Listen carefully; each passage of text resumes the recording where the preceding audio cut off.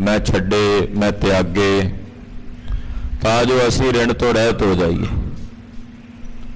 कहन लगा जी हुण तां नहीं मैं लैणे, मैं ये 3 बेरी वचन करदा, पर हाँ बादशाह दीआं फौजां लिया के तुहानूं पकड़ांगा, फिर मैं अपनी रकम भी लवांगा और अपनी बेइज्जती का बदला भी लवांगा।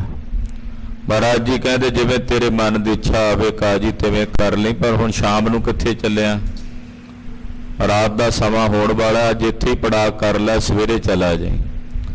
कहता नहीं मैं तो हुणे ही जाना, अपने सेवादारां नूं कोई मेरियां बाहां छड्ड देण। सतगुरां इशारा कीता, बाबा जी ते बाबा बिधि चंद साहब ते भाई जेठा जी ने दियां बाहां छड्डियां। ये चल के बड़ी तेजी नाल लाहौर अगले दिन शाम नूं पहुंचिया। रात नगर दे विच जदों फिरिया शाम नूं लोग लानतां पा रहे सी भी काजी ने अपनी लड़की नूं कुੱਟਿਆ, इसे करके घर छड्ड के चली गई। शहर दे लोकां नूं इह नहीं सी पता कि लड़की कौलां जो है काजी दी वो 6वें पातशाह दे चरनां च गई। वो चर्चा चल रही सी। अगले दिन बादशाह की कचहरी च रोंदा पिटदा गया। बादशाह किसी गल्लों पहला किसी ते खिजिया बैठा सी।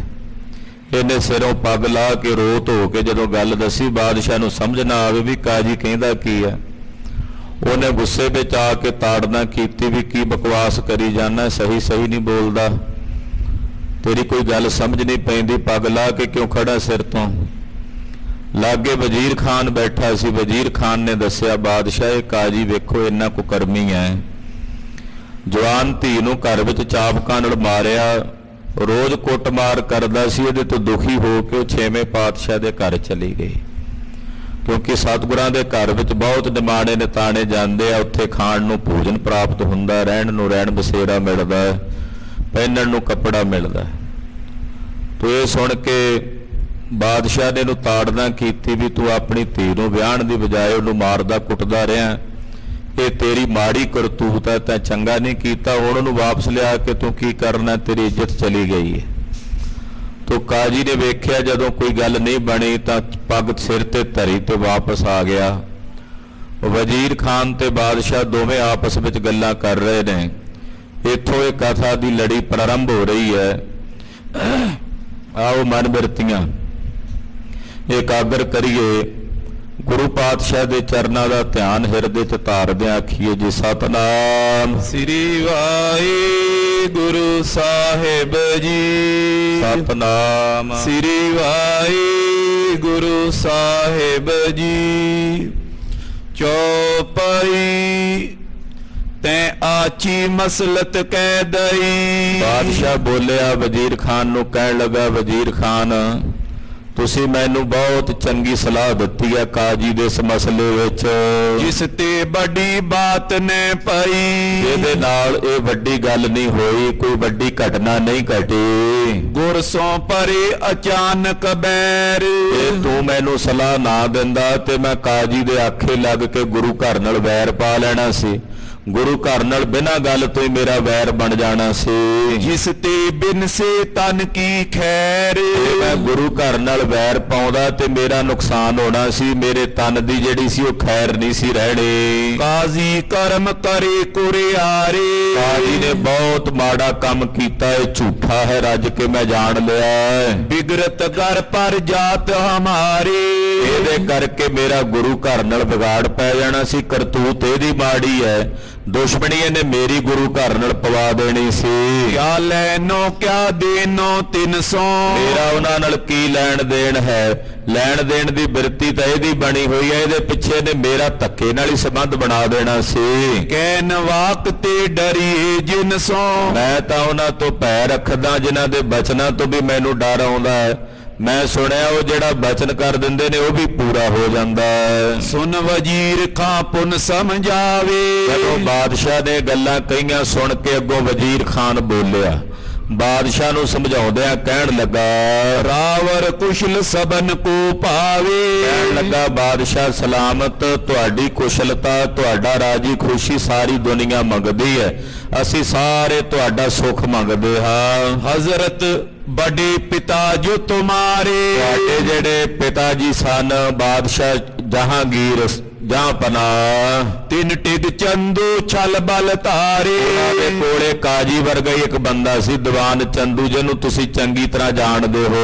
ਕਰਤ ਬੈਰ ਗੁਰ ਸ਼ਾਹ ਸਿਖਾਏ। ਚੰਦੂ ਇੰਨਾ ਖੋਟਾ ਸੀ, ਉਹਨੇ ਵੈਰ ਕਰਕੇ ਗੁਰੂ ਘਰ ਦਾ ਬਾਦਸ਼ਾਹ ਸ਼ਾਹਜਹਾਨ ਦੀ ਮੱਤ ਤੇ ਪਰਦਾ ਪਾ ਦਿੱਤਾ। ਸ਼ਾਹ ਜਹਾਂਗੀਰ ਬਾਦਸ਼ਾਹ ਜੋ ਤੇਰਾ ਬਾਪੂ ਸੀ, ਉਹਦੀ ਮੱਤ ਤੇ ਪਰਦਾ ਪਾ ਦਿੱਤਾ। ਤਬੇ ਗਵਾਲੀਅਰ ਮੈਂ ਪਹੁੰਚਾਏ। ਔਰ ਜਹਾਂਗੀਰ ਬਾਦਸ਼ਾਹ ਸਲਾਮਤ ਨੇ ਚੰਦੂ ਦੇ ਆਖੇ ਲੱਗ ਕੇ ਗੁਰੂ ਹਰਗੋਬਿੰਦ ਸਾਹਿਬ ਜੀ ਮਹਾਰਾਜ ਜੀ ਨੂੰ ਗਵਾਲੀਅਰ ਦੇ ਕਿਲੇ ਦੇ ਵਿੱਚ ਨਜ਼ਰਬੰਦ ਕਰ ਦਿੱਤਾ, ਕੈਦ ਕਰ ਦਿੱਤਾ। 40 ਦਿਨ ਬੀਤੇ ਜਿਸ ਕਾਲ। ਇਹ ਤਾਂ ਸੀ ਵੀ 40 ਦਿਨ ਉੱਥੇ ਮੰਤਰ ਪੜਨਗੇ, ਜਪ ਤਪ ਕਰਨਗੇ। ਹਜ਼ਰਤ ਹੀਰੇ ਸ਼ੇਰ ਕਰਾਲ। 40 ਦਿਨਾਂ ਦੀ ਬਜਾਏ ਕਈ ਮਹੀਨੇ ਉੱਤੇ ਬੀਤ ਗਏ ਤੇ ਬਾਦਸ਼ਾਹ ਨੇ ਉਹਨਾਂ ਨੂੰ ਵਾਪਸ ਨਹੀਂ ਸੱਦਿਆ। ਫਿਰ ਕੀ ਵੇਖਿਆ, ਤੇਰੇ ਪਿਤਾ ਨੇ ਰਾਤ ਨੂੰ ਬੜੇ ਭਿਆਨਕ 2 ਸ਼ੇਰ ਵੇਖੇ। ਨਿਸਮੈ ਤਰਾਸ ਤੇਰੇ ਦੇ ਬਿਲਾਂਦੇ। ਜਿਹੜੇ ਸ਼ੇਰ ਆ ਕੇ ਤੇਰੇ ਪਿਤਾ ਜਹਾਂਗੀਰ ਦੀ ਛਾਤੀ ਤੇ ਪੈਰ ਧਰ ਲੈਂਦੇ ਸੀ। ਰਾਤ ਨੂੰ ਜਹਾਂਗੀਰ ਬੜਬੜਾਉਂਦਾ ਸੀ, ਡਰਦਾ ਸੀ, ਭੈ ਭੀਤ ਹੁੰਦਾ ਸੀ। ਸਿਮਰਤ ਪੇ ਸ਼੍ਰੀ ਹਰਗੋਬਿੰਦ। ਉਸ ਵੇਲੇ ਫਿਰ ਉਹਨੇ ਗੁਰੂ ਹਰਗੋਬਿੰਦ ਸਾਹਿਬ ਜੀ ਦਾ ਸਿਮਰਨ ਕੀਤਾ, ਮਹਾਰਾਜ ਜੀ ਨੂੰ ਯਾਦ ਕੀਤਾ। ਰੱਛਾ ਕਰੀ ਧਾਏ ਕਰ ਆਏ। 6ਵੇਂ ਪਾਤਸ਼ਾਹ ਨੇ ਉਹਨਾਂ ਭਿਆਨਕ ਸ਼ੇਰਾਂ ਤੋਂ ਤੇਰੇ ਪਿਤਾ ਦੀ ਜਾਨ ਬਚਾਈ, ਤੇਰੇ ਪਿਤਾ ਦੀ ਰੱਖਿਆ ਕੀਤੀ। ਦੋਨੋਂ ਕੀਰ ਦਏ ਹਟਾਏ। ਔਰ ਦੋਵੇਂ ਹੀ ਉੱਥੋਂ ਹਟਾ ਦਿੱਤੇ, ਮੋੜ ਦਿੱਤੇ। ਤਬੇ ਹਕਾਰਨ ਚਾਏ ਪਾਸ। ਫਿਰ ਬਾਦਸ਼ਾਹ ਨੂੰ ਕਿਸੇ ਨੇ ਆਖਿਆ ਵੀ ਤੇਰੇ ਨਾਲੇ ਤਾਂ ਹੁੰਦਾ ਕਿ ਤੂੰ ਸਤਿਗੁਰੂ ਜੀ ਨੂੰ ਵਾਪਸ ਨਹੀਂ ਬੁਲਾਇਆ। ਤੋ ਬਾਦਸ਼ਾਹ ਨੇ ਫਿਰ ਇੱਛਾ ਕੀਤੀ, ਜਹਾਂਗੀਰ ਨੇ ਗੁਰੂ ਹਰਗੋਬਿੰਦ ਸਾਹਿਬ ਜੀ ਨੂੰ ਗਵਾਲੀਅਰ ਦੇ ਕਿਲੇ 'ਚੋਂ ਬੁਲਾਉਣਾ ਚਾਹਿਆ। ਮੈਂ ਪਾਲਕ ਕੈਦੀ ਤੈਂ ਬਾਸ। ਜਿਹੜੇ ਉੱਥੇ ਰਾਜੇ ਸੀ 52 ਕੈਦੀ ਗਵਾਲੀਅਰ ਦੇ ਕਿਲੇ ਵਿੱਚ। ਗੁਰੂ ਕਹਿਓ ਛੂਟੇ ਮੈਂ ਪਾਲਾ। ਐਵੇਂ ਪਾਤਸ਼ਾਹ ਨੇ ਕਿਹਾ, ਬਾਦਸ਼ਾਹ ਹੁਣ ਤਾਂ ਇਹ ਵੀ ਸਾਡੇ ਨਾਲ ਛੁੱਟਣਗੇ, ਇਹ ਵੀ ਸਾਡੇ ਨਾਲ ਆਵਣਗੇ। ਅਮਰੋ ਦਰਸ ਹੋਏ ਤਿਸ ਕਾਲਾ। ਆਈ ਤੈਨੂੰ ਸਾਡੇ ਦਰਸ਼ਨ ਹੋ ਸਕਦੇ ਨੇ ਜੇ ਇਹਨਾਂ 52 ਰਾਜਿਆਂ ਨੂੰ ਵੀ ਸਾਡੇ ਨਾਲ ਛੱਡੇ।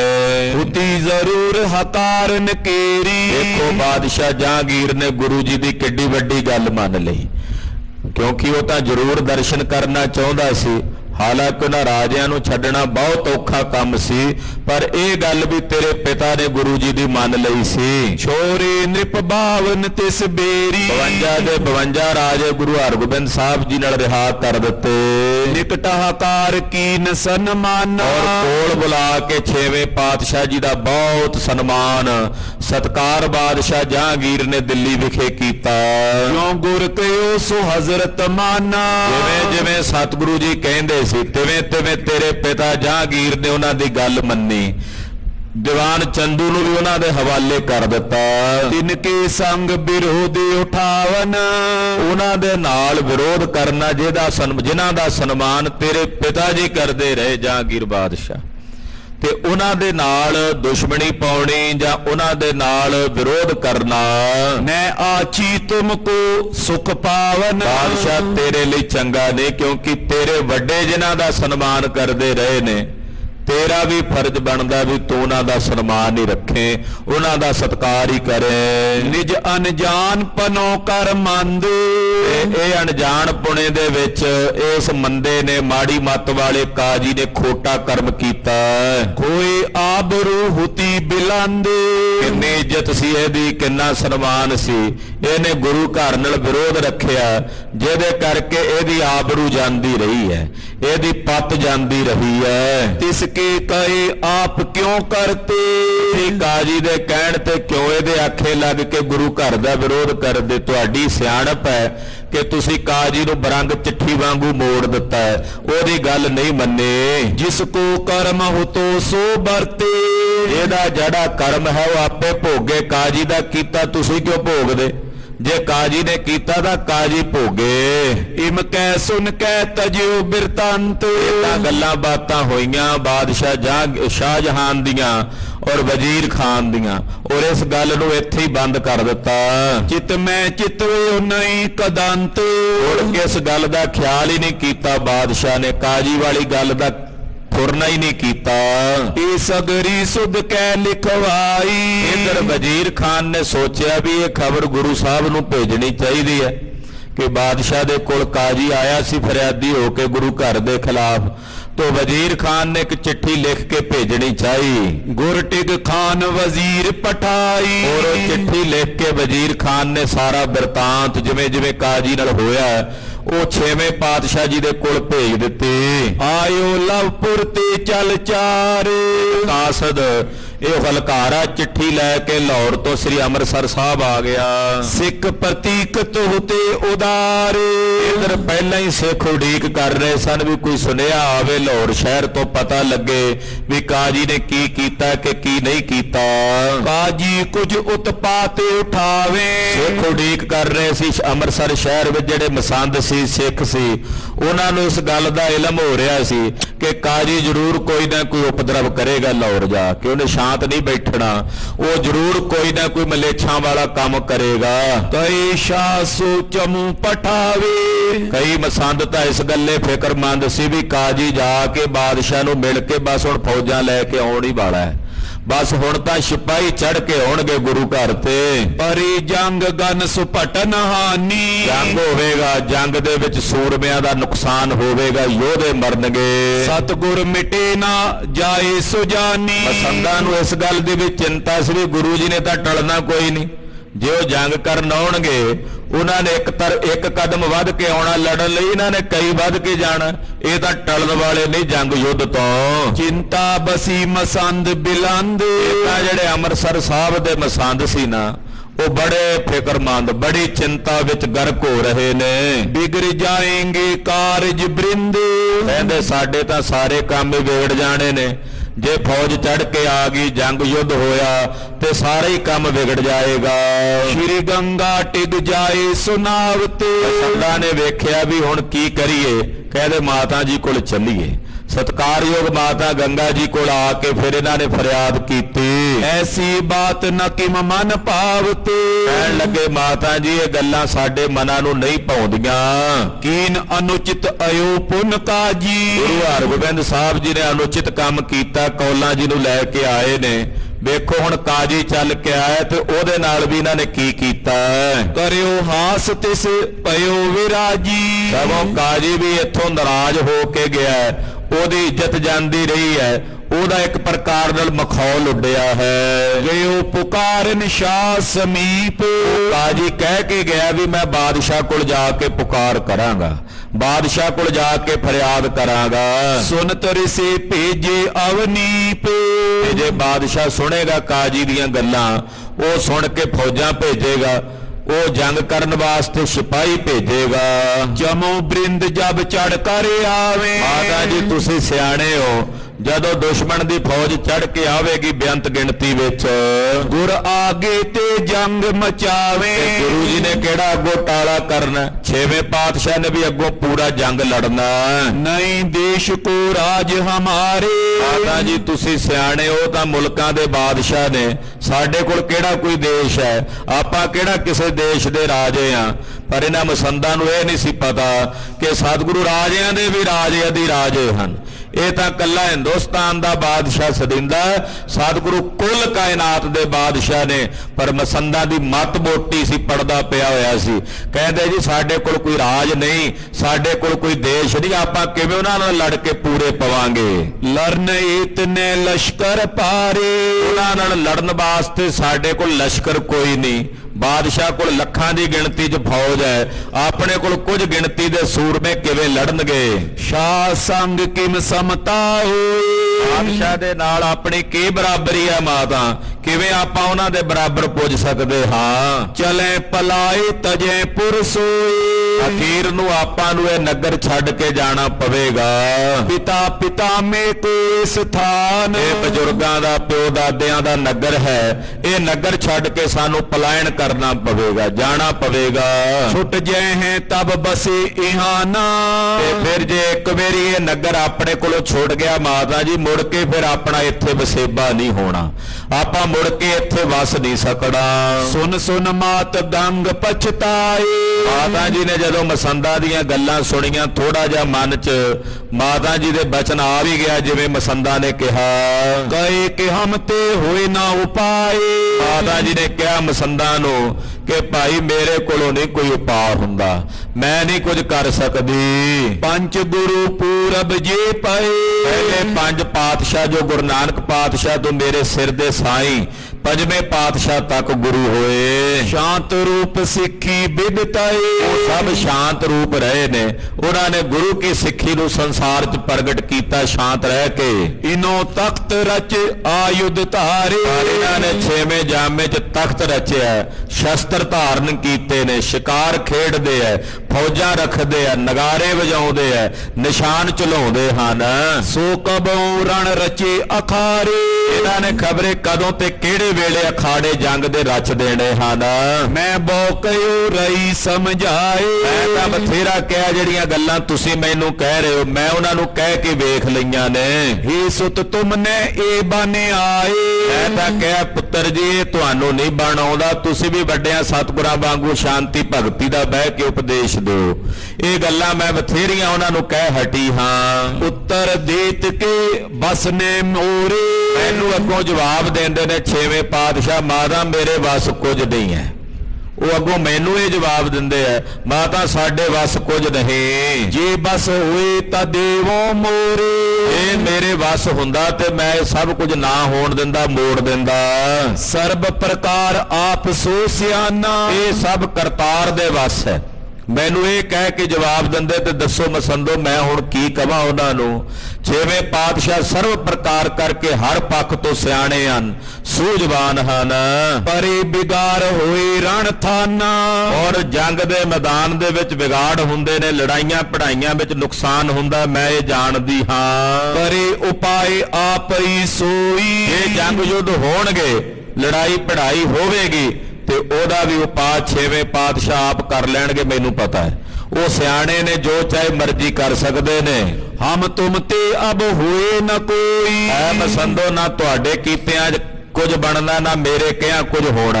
ਹੋਣਾ ਤਾਂ ਉਹ ਹੈ ਜੋ ਉਹਨਾਂ ਨੇ ਆਪ ਹੀ ਰਚਿਆ ਹੋਇਆ ਹੈ। ਜੋ ਤੁਮ ਤੇ ਸਮਝਾਇਓ ਜਾਏ। ਮੈਂ ਨਹੀਂ ਕਹਿ ਸਕਦੀ। ਹਾਂ ਤੁਸੀਂ ਸਮਝਾਣਾ, ਗੁਰੂ ਹਰਗੋਬਿੰਦ ਸਾਹਿਬ ਨਾਲ ਗੱਲਬਾਤ ਕਰਨੀ ਹੈ ਕੋਈ, ਤਾਂ ਤੁਸੀਂ ਆਪਣੇ ਤੌਰ ਤੇ ਨਿੱਜੀ ਤੌਰ ਤੇ ਕਰ ਲਓ। ਕਹੋ ਜਾਏ ਦਿਓ ਜੰਗ ਮਿਟਾਏ। ਜਾ ਕੇ ਕਹੋ ਵੀ ਉਹ ਜੰਗ ਯੁੱਧ ਨਾ ਕਰਨ, ਪਰ ਮੈਂ ਨਹੀਂ ਕਹਿਣਾ।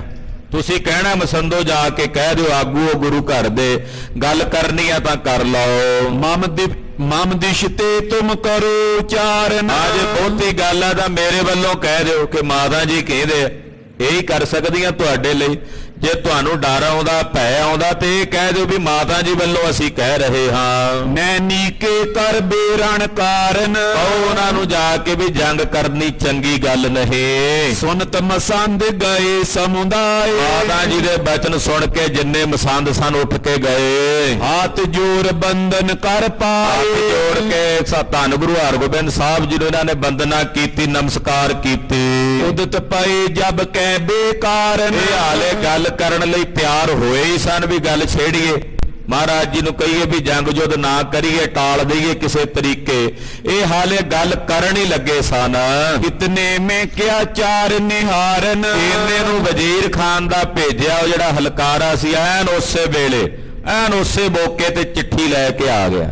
ਜਦੋਂ ਇਹ ਮਸੰਦ ਗੱਲ ਕਰਨ ਹੀ ਲੱਗੇ ਸਨ, ਉਸੇ ਵੇਲੇ ਵਜ਼ੀਰ ਖਾਨ ਦਾ ਭੇਜਿਆ ਬੰਦਾ ਪਹੁੰਚ ਗਿਆ। ਤਿੰਨ ਦਿਸ਼ ਤੇ ਰੁਕ ਫੇਰਨ ਕੀਨ। ਮਹਾਰਾਜ ਜੀ ਨੇ ਮਸੰਦਾਂ ਵੱਲੋਂ ਧਿਆਨ ਹਟਾ ਕੇ ਉਹਦੇ ਵੱਲ ਰੁਖ ਕਰ ਲਿਆ, ਕਿਉਂਕਿ ਇਹਨਾਂ ਨੂੰ ਇਸ ਵੀ ਫੌਜ ਆ ਗਈ, ਬਸ ਹੁਣ ਤਾਂ ਲੜਾਈ ਦਾ ਤਿਆਰ ਹੈ। ਤੇ ਪਾਤਸ਼ਾਹ ਨੇ ਵਿਖਾ ਦੇਣਾ ਸੀ ਵੀ ਹਾਲੇ ਜੰਗ ਦਾ ਸਮਾਂ ਨਹੀਂ, ਹਾਲੇ ਬਣੇਗੀ ਖੇਡ ਅੱਗੇ। ਉਹ ਜਿਹੜਾ ਵਜ਼ੀਰ ਖਾਨ ਦਾ ਹਲਕਾਰਾ ਸੀ, ਉਹ ਜਦੋਂ ਪੁੱਜਾ ਮਹਾਰਾਜ ਜੀ ਨੇ ਉਹਦੇ ਵੱਲ ਧਿਆਨ ਕੀਤਾ।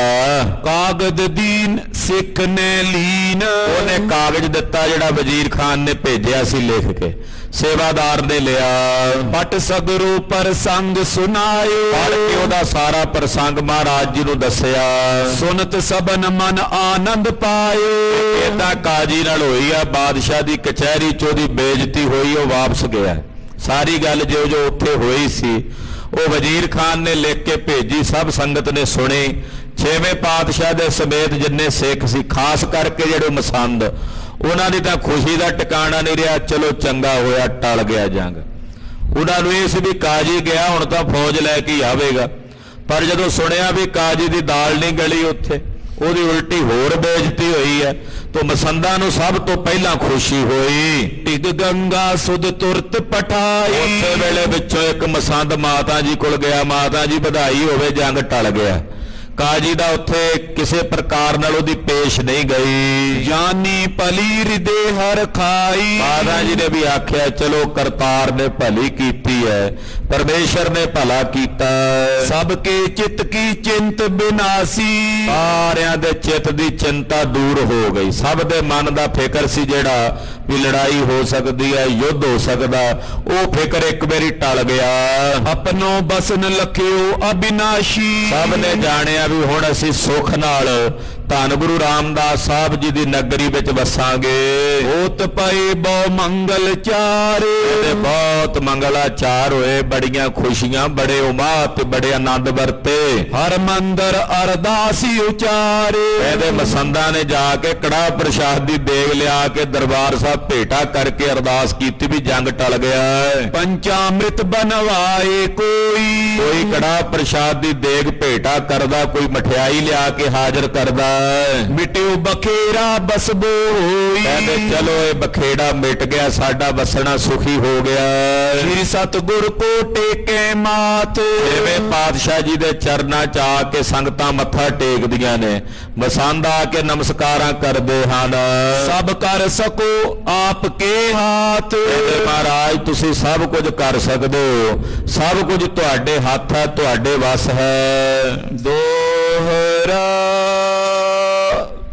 ਰਾਮਦਾਸਪੁਰ ਕੇ ਬਿਖੈ ਸ਼੍ਰੀ ਹਰਿ ਗੋਬਿੰਦ ਬਾਸ। ਗੁਰੂ ਰਾਮਦਾਸ ਸਾਹਿਬ ਜੀ ਦੀ ਪਵਿੱਤਰ ਨਗਰੀ ਸ਼੍ਰੀ ਅੰਮ੍ਰਿਤਸਰ ਸਾਹਿਬ ਵਿਖੇ 6ਵੇਂ ਪਾਤਸ਼ਾਹ ਜੀ ਦਾ ਨਿਵਾਸ ਹੈ। ਮਨ ਪਾਵਤ ਨਿਸ ਦਿਉਸ ਮੈਂ ਬਿਲਸਤ ਬਹੁਤ ਬਿਲਾਸ। ਮਨ ਭਾਉਂਦੇ ਖੇਡਾਂ ਦੇ ਵਿੱਚ ਵਰਤ ਰਹੇ ਨੇ 6ਵੇਂ ਪਾਤਸ਼ਾਹ। ਸ੍ਰੀ ਅੰਮ੍ਰਿਤਸਰ ਸਾਹਿਬ ਵਿਖੇ ਦਿਨ ਰਾਤ ਵਿਚਰਦੇ ਹਨ। ਚੌਪਈ ਆਯੁਧ ਵਿਦਿਆ ਕੋ ਅਭਿਆਸੋ। ਇਹਦਾ ਪ੍ਰਤੀ ਸ਼ਸਤਰ ਵਿਦਿਆ ਦਾ ਅਭਿਆਸ ਕਰਦੇ, ਕਿਉਂਕਿ ਸਾਹਿਬ ਜਾਣਦੇ ਨੇ ਕਿ ਜੰਗ ਦੀ ਲੋੜ ਕਦੇ ਵੀ ਪੈ ਸਕਦੀ। ਆਉਣ ਵਾਲੇ ਸਮੇਂ 'ਚ ਜੰਗ ਦੇ ਅਖਾੜੇ ਰਚੇ ਜਾਣੇ ਨੇ। ਇਸ ਕਰਕੇ ਮਹਾਰਾਜ ਜੀ ਆਪ ਨਿਤਾ ਪ੍ਰਤੀ ਸ਼ਸਤਰ ਵਿਦਿਆ ਦਾ ਅਭਿਆਸ ਕਰਦੇ ਹਨ। ਨਿਤ ਕਰਾਏ ਗਨ ਜੋਦਨ ਪਾਸੋ। ਇੱਥੇ ਆਪ ਅਭਿਆਸ ਕਰਦੇ ਨੇ, ਉੱਥੇ ਆਪਣੇ ਸੂਰਬੀਰ ਬਹਾਦਰ ਯੋਧਿਆਂ ਕੋਲੋਂ ਸ਼ਸਤਰ ਵਿਦਿਆ ਦਾ ਅਭਿਆਸ ਕਰਾਉਂਦੇ ਹਨ। ਅਨੇਕ ਪ੍ਰਕਾਰ ਆਪ ਪੀ ਕਰੇ। ਆਪ ਵੀ ਅਨੇਕ ਪ੍ਰਕਾਰ ਨਾਲ ਮਹਾਰਾਜ ਜੀ ਅਭਿਆਸ ਕਰਦੇ ਸ਼ਸਤਰਾਂ ਦਾ। ਛੋਰ ਤੁਪੰਗ ਤੁਰੰਗਨ ਚਰੇ। ਘੋੜੇ ਤੇ ਚੜਨਾ, ਬੰਦੂਕ ਤੇ ਗੋਲੀ ਚਲਾਉਣੀ, ਤੋਦਾ ਬੰਨ ਕੇ, ਨਿਸ਼ਾਨਾ ਬੰਨ ਕੇ। ਰਿਆ ਤਵਾਏ ਤੋਮਰ ਕੋ ਫੇਰਨ। ਘੋੜਾ ਭਜਾ ਕੇ ਬਰਛੀ ਫੇਰਨੀ, ਨੇਜੇਬਾਜੀ ਕਰਨੀ, ਇਹ ਵਿਦਿਆ ਮਹਾਰਾਜ ਜੀ ਅਭਿਆਸ ਦੇ ਨੇ, ਕਰਾਉਂਦੇ ਨੇ। ਕਰੇ ਪ੍ਰਹਾਰ ਨਿਸ਼ਾਨੋ ਹੀਰਨ। ਨਿਸ਼ਾਨਾ ਵੇਖ ਕੇ ਉਹਦੇ ਤੇ ਵਾਰ ਕਰਨਾ, ਤੀਰ ਚਲਾਉਣਾ, ਬੰਦੂਕ ਦੀ ਗੋਲੀ ਦਾਗਣੀ। ਤਰਵਾਰਨ ਕੋ ਵਾਰ ਕਰਨ ਤੇ। ਤਲਵਾਰਾਂ ਦੇ ਵਾਰ ਕਰਨੇ, ਪਟੇਬਾਜੀ ਦੀ ਵਿਦਿਆ ਕਰਨੇ। ਬਾਨ ਮਹਾਨ ਕਮਾਨ ਖਿਚੰਤੇ। ਔਰ ਬੜੀ ਕਠੋਰ ਧਨਕ ਹੈ ਮਹਾਰਾਜ 6ਵੇਂ ਪਾਤਸ਼ਾਹ ਦੀ ਕਮਾਨ, ਜਿਹਦੀ ਤੰਦੀ ਤੇ ਤੀਰ ਚਾੜ ਕੇ ਮਹਾਰਾਜ ਜੀ ਚਲਾਉਂਦੇ, ਅਭਿਆਸ ਕਰਦੇ ਤੀਰ ਕਮਾਨ ਦਾ। ਕਬ ਘੋੜੇ ਪਰ ਕਬ ਹੋਏ ਖਰੇ। ਕਦੇ ਘੋੜੇ ਤੇ ਸਵਾਰ ਹੁੰਦੇ ਮਹਾਰਾਜ ਜੀ, ਕਦੇ ਥੱਲੇ ਜ਼ਮੀਨ ਤੇ ਭੁੰਜਿਆਂ ਖਲੋ ਕੇ ਮਹਾਰਾਜ ਜੀ ਜਿਹੜੇ ਨੇ ਅਭਿਆਸ ਕਰਦੇ ਸ਼ਸਤਰਾਂ ਦਾ। ਵਾਰ ਅਨੇਕ ਪ੍ਰਹਾਰਨ ਕਰੇ। ਅਨੇਕ ਤਰ੍ਹਾਂ ਦੇ ਵਾਰ ਮਹਾਰਾਜ ਜੀ ਸਿੱਖਾਂ ਨੂੰ ਸਿਖਾਉਂਦੇ ਸ਼ਸਤਰਾਂ ਦੇ। ਵਿਆਹ ਤਲਵਾਰ ਦੇ ਵਾਰ ਨੇ ਖਾਲਸਾ ਜੀ, ਇਉਂ ਵਾਰ ਕਰੀਦੇ ਨੇ। ਤੀਰ ਅੰਦਾਜ਼ੀ ਦੀ ਵਿਦਿਆ, ਬੰਦੂਕ ਚਲਾਉਣ ਦੀ ਵਿਦਿਆ, ਨੇਜਾ ਕਿਵੇਂ ਚਲਾਉਣਾ, ਬਰਛੀ ਦੇ ਵਾਰ ਕਿਹੜੇ ਹੁੰਦੇ ਐ, ਇਹ ਮਹਾਰਾਜ ਜੀ ਅਭਿਆਸ ਕਰਾਉਂਦੇ ਯੋਧਿਆਂ ਨੂੰ। ਸੁਪਟ ਕਰੇ ਗੁਰ ਕੋ ਦਰਸਾਵੇ। ਉਹ ਯੋਧੇ ਅਭਿਆਸ ਕਰਦੇ ਸ਼ਸਤਰਾਂ ਦਾ, 6ਵੇਂ ਪਾਤਸ਼ਾਹ ਜੀ ਨੂੰ ਵਿਖਾਉਂਦੇ। ਮਹਾਰਾਜ ਜੀ ਵੇਖ ਕੇ ਉਹਨਾਂ ਨੂੰ ਸ਼ਾਬਾਸ਼ ਦਿੰਦੇ ਹਨ।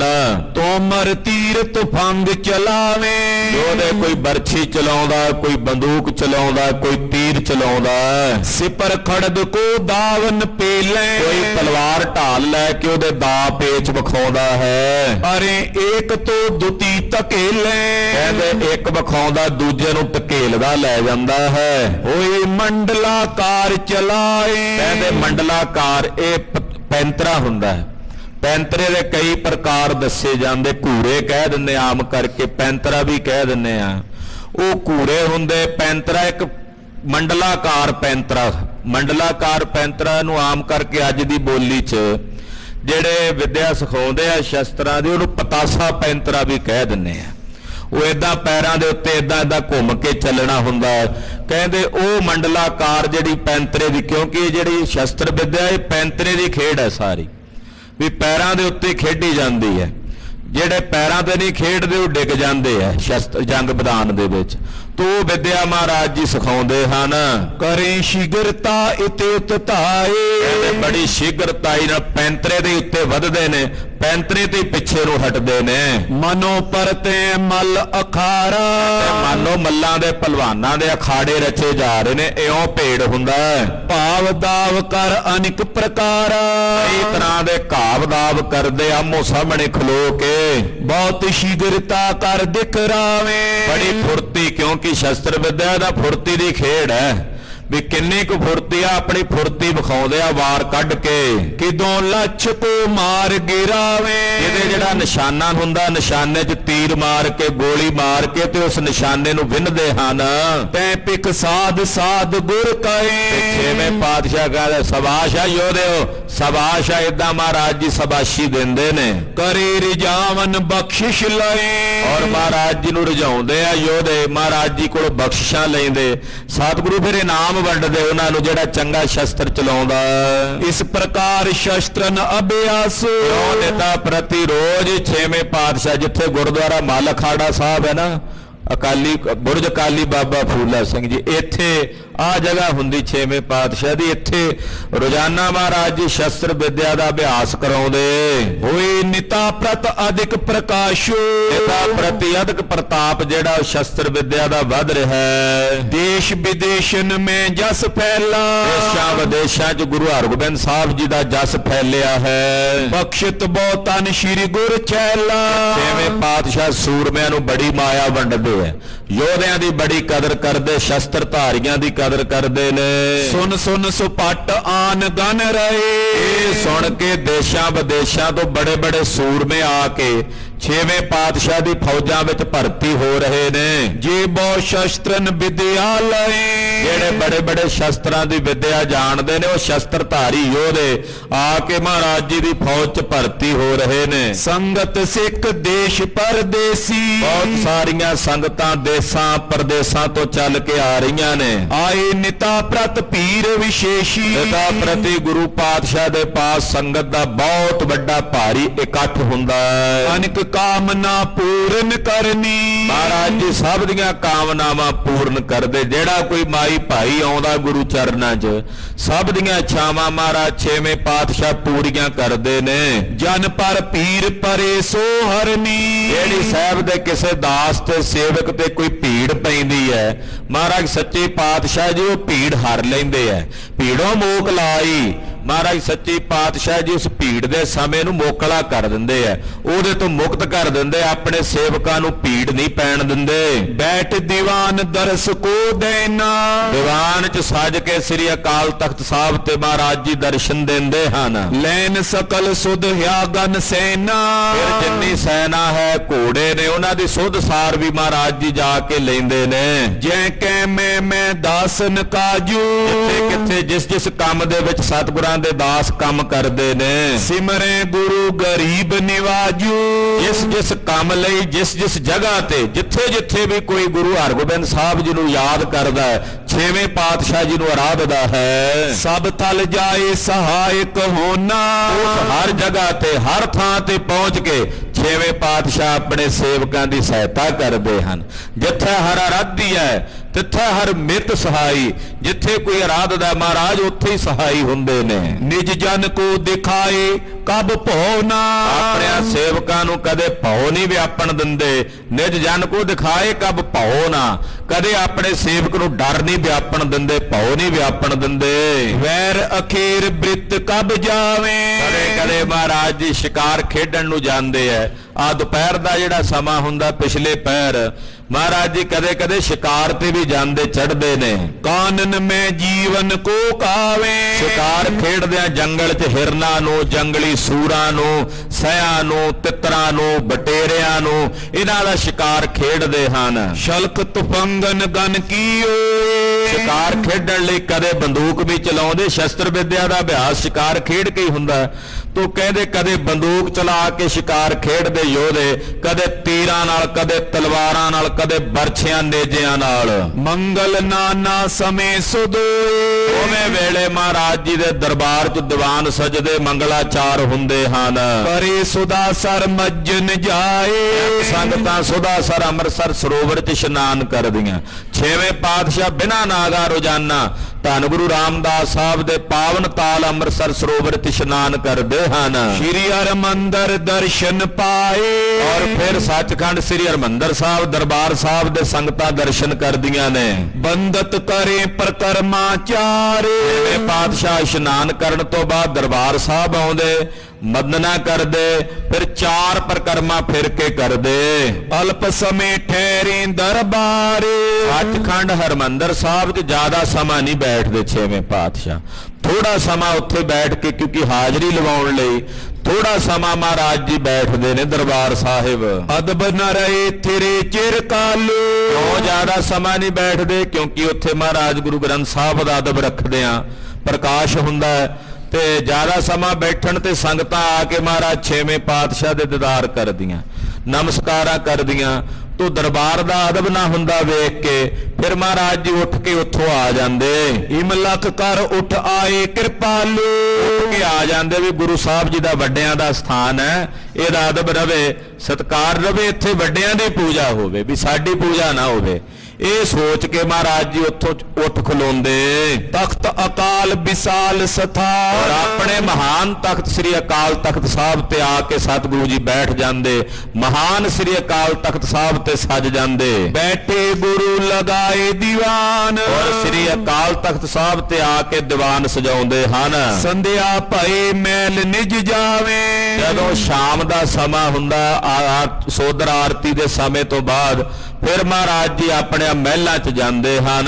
ਤੈ ਦਮੋਦਰੀ ਸੇਵ ਕਮਾਵੇ, ਮਹਾਰਾਜ ਜੀ ਦੇ ਵੱਡੇ ਮਹਿਲ ਸਤਿਕਾਰਯੋਗ ਜਗਤ ਮਾਤਾ ਮਾਤਾ ਦਮੋਦਰੀ ਜੀ ਮਹਾਰਾਜ ਛੇਵੇਂ ਪਾਤਸ਼ਾਹ ਜੀ ਦੀ ਸੇਵਾ ਕਰਦੇ। ਗਨ ਦਾਸੀ ਕੋ ਵਰਜਨ ਕਰੇ, ਮਾਤਾ ਦਮੋਦਰੀ ਜੀ ਦਾਸੀਆਂ ਨੌਕਰ ਰਾਣੀਆਂ ਨੂੰ ਵਰਜ ਦਿੰਦੇ। ਛੇਵੇਂ ਪਾਤਸ਼ਾਹ ਲਈ ਲੰਗਰ ਪ੍ਰਸ਼ਾਦੇ ਦੀ ਸੇਵਾ, ਟਹਿਲ ਮਹਾਰਾਜ ਜੀ ਦੇ ਬਸਤਰਾਂ ਦੀ ਸੇਵਾ, ਉਹ ਸਭ ਮਾਤਾ ਜੀ ਆਪ ਆਪਣੇ ਹੱਥੀਂ ਕਰਦੇ, ਨੌਕਰਾਂ ਚਾਕਰਾਂ ਨੂੰ ਵਰਜ ਦਿੰਦੇ ਹਨ। ਨਿਜ ਕਰਤੇ ਸੇਵਨ ਰੁਚ ਤਰੇ, ਆਪਣੇ ਹੱਥੀਂ ਮਾਤਾ ਜੀ ਸਾਰੀ ਸੇਵਾ ਛੇਵੇਂ ਪਾਤਸ਼ਾਹ ਜੀ ਦੀ ਕਰਦੇ ਨੇ। ਨੀਰ ਪਖਾਰੇ ਪਦ ਅਰਬਿੰਦ, ਪਾਤਸ਼ਾਹ ਮਹਿਲਾਂ ਚ ਆਉਂਦੇ ਤੇ ਮਾਤਾ ਜੀ ਸਤਿਗੁਰਾਂ ਦੇ ਚਰਨ ਧੋਂਦੇ ਆਪਣੇ ਹੱਥੀਂ। ਮਹਾਰਾਜ ਜੀ ਦੇ ਚਰਨਾਂ ਨੂੰ ਧੋ ਕੇ ਪਹੁੰਚੇ ਪਟ ਸੋ ਪ੍ਰੇਮ ਬਿਲੰਦ, ਪੂਰਾ ਕੱਪੜਾ ਲਿਆ ਕੇ ਉਹਦੇ ਨਾਲ ਮਹਾਰਾਜ ਜੀ ਦੇ ਚਰਨ ਪੂਜਦੇ ਨੇ ਬੜੇ ਪ੍ਰੇਮ ਨਾਲ।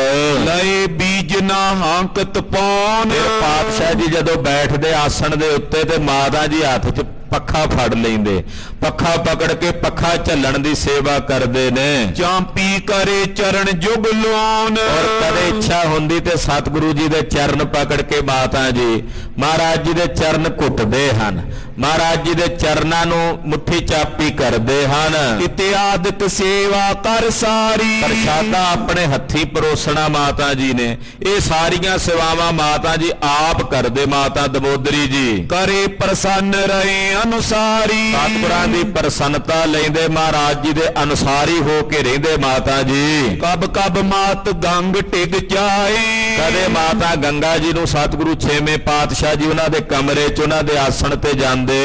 ਵਿਵਹਾਰਨ ਕੀ ਬਾਤ ਉਮਾਏ, ਮਾਤਾ ਜੀ ਦੇ ਨਾਲ ਗੁਰੂ ਘਰ ਦੇ ਸੰਬੰਧੀ ਜਿਹੜੇ ਪ੍ਰਬੰਧ ਦੀਆਂ ਹੋਰ ਸਾਰੀਆਂ ਜ਼ਿੰਮੇਵਾਰੀਆਂ ਦੀ ਗੱਲਬਾਤ ਹੁੰਦੀ, ਉਹ ਮਾਤਾ ਜੀ ਦੇ ਨਾਲ ਕਰਦੇ।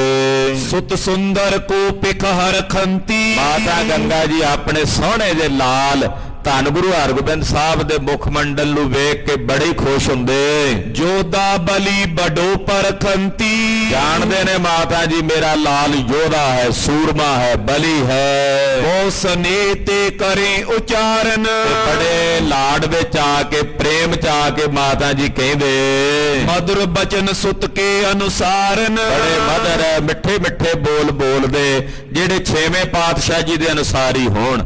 ਮਾਤਾ ਜੀ ਇਹ ਤਾਂ ਵੇਖਦੇ ਵੀ ਮੇਰਾ ਪੁੱਤਰ ਹੈ, ਪਰ ਇਹ ਵੀ ਜਾਣਦੇ ਨੇ ਕਿ ਬੜੀ ਉੱਚੀ ਮਹਾਨ ਖੇਡ ਦੇ ਮਾਲਕ ਗੁਰੂ ਹਨ। ਇਮ ਜਬ ਬੀਤੇ ਉਹ ਕੇਤਕ ਕਾਲ, ਇਸੇ ਤਰ੍ਹਾਂ ਜਦੋਂ ਕੁਝ ਕੁ ਸਮਾਂ ਬੀਤ ਗਿਆ, ਗੰਗ ਮਾਤ ਨੇ ਸੁਧ ਸੰਭਾਲ, ਮਾਤਾ ਗੰਗਾ ਜੀ ਨੇ ਇੱਕ ਦਿਨ ਸੁਧ ਸੰਭਾਲੀ ਬਚਨ ਕੀਤਾ।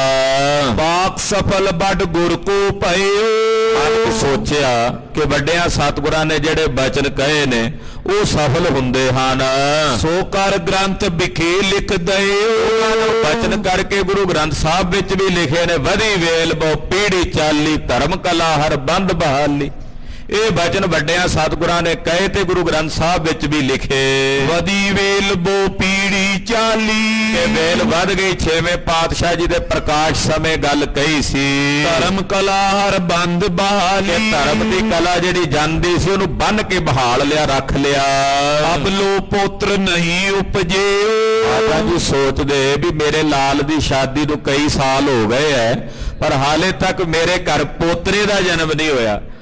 ਮਾਤਾ ਦੇ ਮਨ 'ਚ, ਮਾਤਾ ਗੰਗਾ ਜੀ ਦੇ ਮਨ 'ਚ ਇਹ ਖਿਆਲ ਆਇਆ, ਨਹੀਂ ਬਿਲੋਚਨ ਮੈਂ ਪਿਕ ਲਇਓ, ਮੈਂ ਆਪਣੇ ਪੋਤਰੇ ਦੇ ਹਾਲੇ ਦਰਸ਼ਨ ਨਹੀਂ ਕੀਤੇ। ਨਹੀਂ ਕਾਮਨਾ ਪੂਰਨ ਹੋਈ, ਮੇਰੇ ਮਨ ਦੀ ਇਹ ਕਾਮਨਾ ਹਾਲੇ ਪੂਰੀ ਨਹੀਂ ਹੋਈ। ਜਬ ਲੋ ਸੁਤ ਕੋ ਸੁਤ ਨੇ ਜੋਈ, ਇਹ ਕਾਮਨਾ ਤਾਂ ਉਦੋਂ ਹੀ ਪੂਰੀ ਹੋਵੇਗੀ ਜਦੋਂ ਮੈਂ ਆਪਣੇ ਪੁੱਤਰ ਦੇ ਪੁੱਤਰ ਨੂੰ ਵੇਖਾਂਗੀ। ਕੇਤਕ ਦਿਨ ਲੋ ਚਿਤਵਤ ਰਹੀ, ਇਹ ਤਾਂ ਮਾਤਾ ਜੀ ਕੁਝ ਦਿਨ ਚਿਤਵਦੇ ਰਹੇ, ਮਨ 'ਚ ਖਿਆਲ ਆ ਗਿਆ। ਇੱਕ ਦਿਨ ਗੁਰੂ ਪੁੱਤਰ ਸੋ ਕਈ, ਇੱਕ ਦਿਨ ਛੇਵੇਂ ਪਾਤਸ਼ਾਹ ਜੀ ਆਏ ਮਾਤਾ ਜੀ ਨੂੰ ਮਿਲਣ ਲਈ, ਤੇ ਮਾਤਾ ਗੰਗਾ ਜੀ ਨੇ ਵੇਖ ਕੇ ਸਮਾਂ ਤੇ ਗੱਲ ਕੀਤੀ। ਸਫਲ ਬਾਕ ਨਿਤ ਪਿਤਾ ਤੁਮਾਰੇ, ਆਖਿਆ ਸਾਹਿਬ ਜੀ, ਲਾਲ ਜੀ ਤੁਹਾਡੇ ਪਿਤਾ ਜੀ ਦੇ ਕਹੇ ਵਚਨ ਸਫਲ ਹੁੰਦੇ ਐ, ਉਹ ਜੋ ਕਹਿ ਦਿੰਦੇ ਆ ਉਹ ਪੂਰੇ ਹੁੰਦੇ ਹਨ। ਬੰਸ ਬਦਾਵਨ ਹੇਤੀ ਉਚਾਰੇ, ਉਹਨਾਂ ਨੇ ਤੁਹਾਡੇ ਬੰਸ ਦੇ ਵਧਣ ਦੀ ਗੱਲ ਕੀਤੀ ਸੀ ਕਿ ਆਪ ਜੀ ਦਾ ਬੰਸ ਵਧੇਗਾ। ਦਿਨ ਪਰ ਹੈ ਮੋਰੂ ਵਿਸ਼ਵਾਸ, ਔਰ ਮੈਨੂੰ ਇਸ ਗੱਲ ਦਾ ਪੂਰਾ ਯਕੀਨ ਹੈ ਕਿ ਪੰਜਵੇਂ ਪਾਤਸ਼ਾਹ ਨੇ ਜਿਹੜੇ ਬਚਨ ਕਹੇ ਨੇ ਉਹ ਫਲੀਭੂਤ ਹੋਣਗੇ, ਉਹ ਸਫਲ ਹੋਣਗੇ। ਵਡੋ ਬੰਸ ਜਗ ਵਿਕੈ ਪ੍ਰਕਾਸ਼ੇ, ਤੁਹਾਡਾ ਬਹੁਤ ਵੱਡਾ ਬੰਸ ਸੋਢੀਆਂ ਦਾ ਇਸ ਸੰਸਾਰ 'ਚ ਪ੍ਰਕਾਸ਼ੇਗਾ। ਤੋ ਇੱਕ ਚਿੰਤਾ ਚਿੱਤ ਧਾਰੋ, ਪਰ ਹੇ ਲਾਲ ਜੀ ਫਿਰ ਵੀ ਮੇਰੇ ਮਨ 'ਚ ਨਾ ਇੱਕ ਗੱਲ ਦੀ ਚਿੰਤਾ ਤੇ ਫਿਕਰ ਆਉਂਦੀ ਹੈ। ਤੁਮ ਸੁਤ ਹੋਏ ਮੈਂ ਨੈਣ ਨਿਹਾਰਾਂ, ਮੇਰੇ ਜੀਵਦਿਆਂ ਜੀ ਮੈਂ ਵੇਖ ਲਾ, ਮੈਂ ਤੁਹਾਡੇ ਲਾਲ ਨੂੰ, ਤੁਹਾਡੇ ਪੁੱਤ ਨੂੰ ਆਪਣੇ ਨੇਤਰਾਂ ਨਾਲ ਵੇਖਾਂ। ਹੈ ਵਿਪਰੀਤ ਪ੍ਰੀਤ ਉਰ ਮੇਰੇ, ਤਾਂ ਲਾਲ ਜੀ ਮੈਂ ਉਲਟੀ ਜੀ ਪ੍ਰੀਤ ਰੱਖੀ ਆਪਣੇ ਮਨ 'ਚ, ਰੱਖਣੀ ਨਹੀਂ ਚਾਹੀਦੀ, ਪਰ ਆ ਗਈ ਹੈ, ਹੁਣ ਕੀ ਕਰਾਂ, ਜੇ ਆ ਗਈ ਹੈ ਤੇ ਹੁਣ ਤੁਹਾਨੂੰ ਕਹਿ ਦਿੱਤਾ। ਚਾਹੋ ਕਿ ਸੁਤ ਕੋ ਸੁਤ ਲਿਓ ਹੀਰੇ, ਮੈਂ ਚਾਹੁੰਦੀ ਆ ਆਪਣੇ ਪੁੱਤ ਦੇ ਪੁੱਤ ਨੂੰ ਵੇਖਾਂ।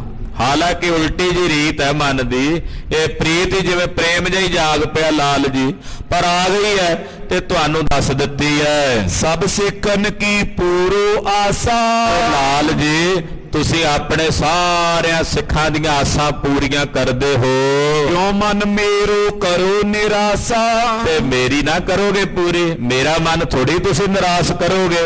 ਜੇ ਸਾਰਿਆਂ ਦੀਆਂ ਆਸਾਂ ਪੂਰੀਆਂ ਕਰਦੇ ਹੋ ਤੇ ਮੇਰੀ ਵੀ ਆਸ ਪੂਰੀ ਕਰੋ। ਨਿਜ ਸੁਤ ਕੋ ਦਿਖ ਰਾਵਨ ਕਰੀਏ, ਆਪਣੇ ਸਾਹਿਬਜ਼ਾਦੇ ਦੇ ਦਰਸ਼ਨ ਕਰਾਓ ਲਾਲ ਜੀ, ਕਿ ਮੈਂ ਤੁਹਾਡੇ ਸਾਹਿਬਜ਼ਾਦੇ ਦੇ ਦਰਸ਼ਨ ਕਰਾਂ। ਅਧਿਕ ਪ੍ਰਮੋਦ ਕੁਟੰਬ ਮੈਂ ਧਰੀਏ, ਔਰ ਅਧਿਕ ਪ੍ਰਮੋਦ ਸਾਰੇ ਪਰਿਵਾਰ ਵਿੱਚ ਖੁਸ਼ੀ ਦੀ ਲਹਿਰ ਹੋਵੇਗੀ ਜਦੋਂ ਤੁਸੀਂ ਇਹ ਇੱਛਾ ਪੂਰੀ ਕਰੋਗੇ। ਸੁਨ ਬੋਲੇ ਸ਼੍ਰੀ ਹਰਗੋਬਿੰਦ।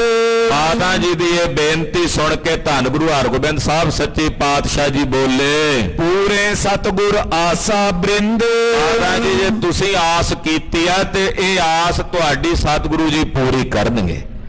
ਛੇਵੇਂ ਪਾਤਸ਼ਾਹ ਕਹਿੰਦੇ ਤੁਹਾਡੀ ਆਸ ਸਤਿਗੁਰੂ ਜੀ ਪੂਰੀ ਕਰਨਗੇ। ਤੁਮ ਹੋ ਵੱਡੇ ਆਸ਼ਿਕਾ ਦੇਵ। ਮਾਤਾ ਜੀ ਤੁਸੀਂ ਵੱਡੇ ਹੋ ਤੇ ਵੱਡੇ ਅਸੀਸਾਂ ਦੇਣ ਤੇ ਆਪੇ ਹੀ ਆਸਾਂ ਪੂਰੀਆਂ ਹੋ ਜਾਂਦੀਆਂ ਨੇ।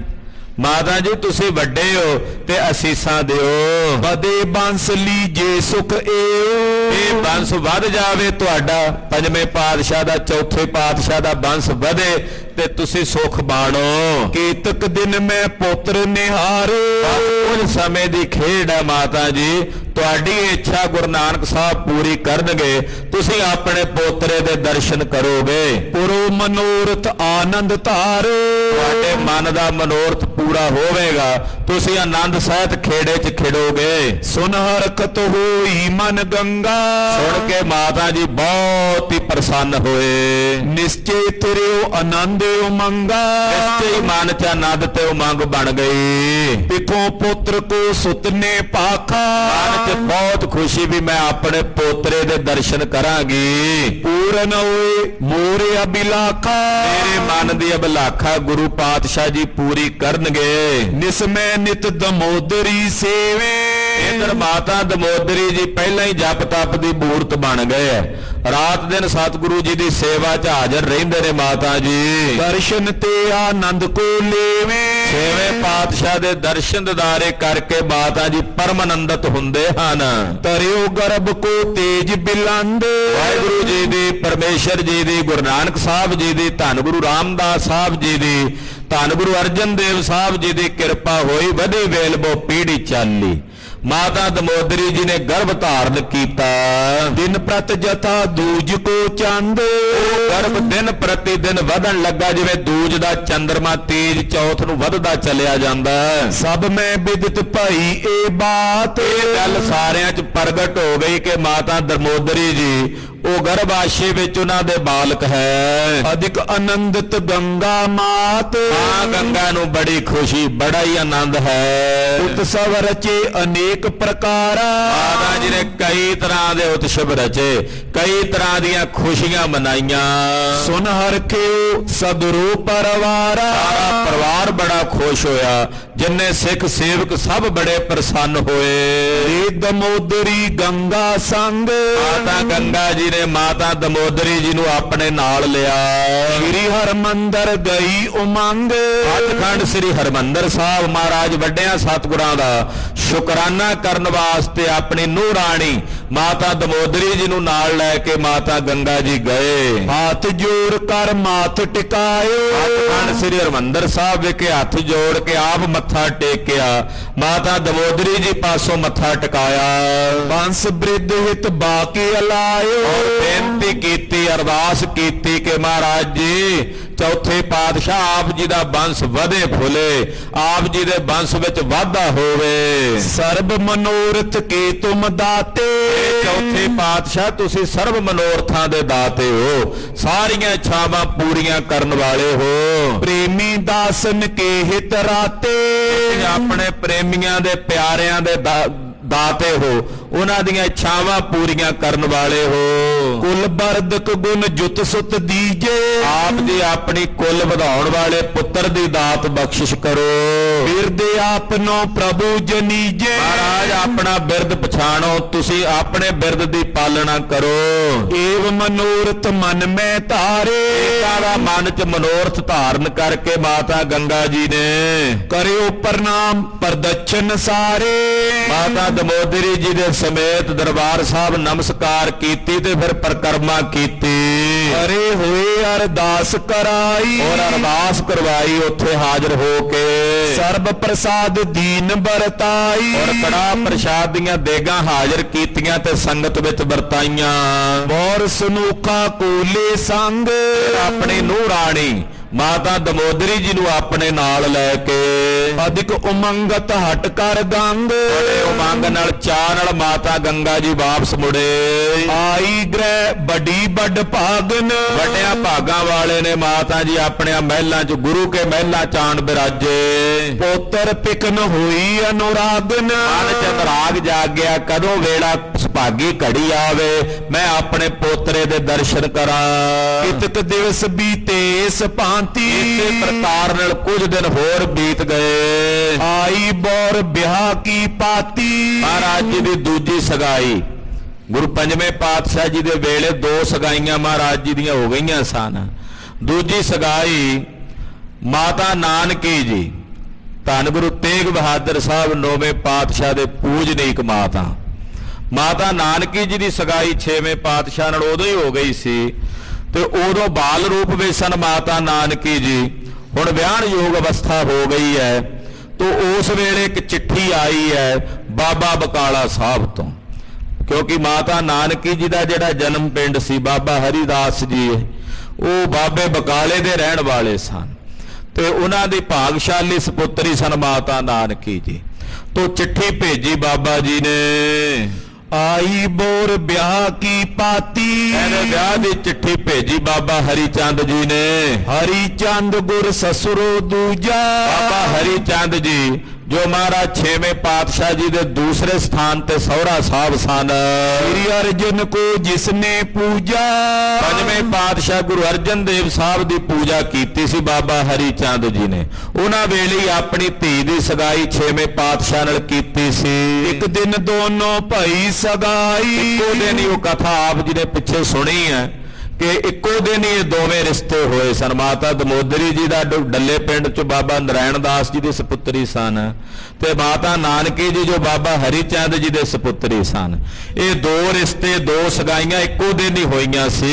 चंदू सुता की जबे हटाई जदों चंदू की लड़की का रिश्ता मोड़िया सी उस वेले दोवें रिश्ते होए सन। हरिचंद की जो सुकुमारी बाबा हरिचंद साहब जी की जो सपुत्री सी माता नानकी बैस अलप की सुता बिचारी उदों विआहण अवस्था वाले योग नहीं सी, 3 वर्ष की उम्र सी। इस करके हुण जदों विआहण योग सुता होई या ते ब्याह प्रथम ने कियो पहलों विआह नहीं सी कीता। समो जान कागद पट दे समा वेख्या विआहण दा ते चिट्ठी भेज दित्ती 6वें पातशाह नूं। मास विसाख प्रथम दिन माई विसाख दे पहले दिनां दे विच चिट्ठी दे विच तरीक मिथ के लिखी। एक भेजियो श्री गंगा पाई माता गंगा जी दे पास विआह दी चिट्ठी पुजी है। शादी पर शादी ऐलादी एक खुशी पहला आई है घर च कि माता दमोदरी जी उन्होंने बालक नूं जन्म देना एन उस वेले दूजी खुशी दी विआह दी चिट्ठी पहुंच गई। वदत समाज अधिक गुर गादी गुरगद्दी दा समाज गुरु घर दियां रौनकां वध रहीआं हन। सुन सुन गुर के दास अरदासी जिन्ने गुरु घर दे दास दासियां हन।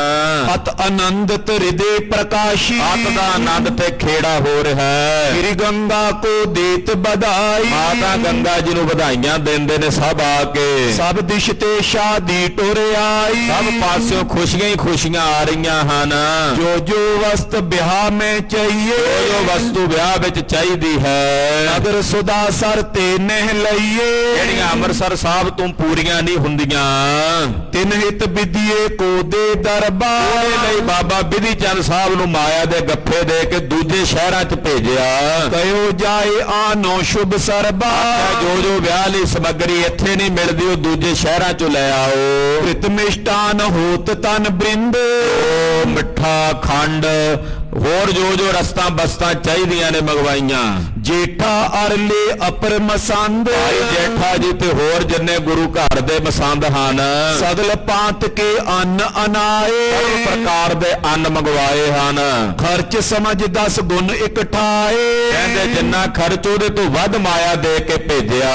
ਗੁਰ ਘਰ ਮੈਂ ਨਿਤ ਖਰਚ ਵਿਸਾਲਾ ਗੁਰੂ ਘਰ ਦੇ ਵਿੱਚ ਨਿਤ ਹੀ ਬਹੁਤ ਭਾਰੀ ਖਰਚ ਹੈ। ਆਏ ਹਜ਼ਾਰਾਂ ਨਰ ਸਭ ਕਾਲਾ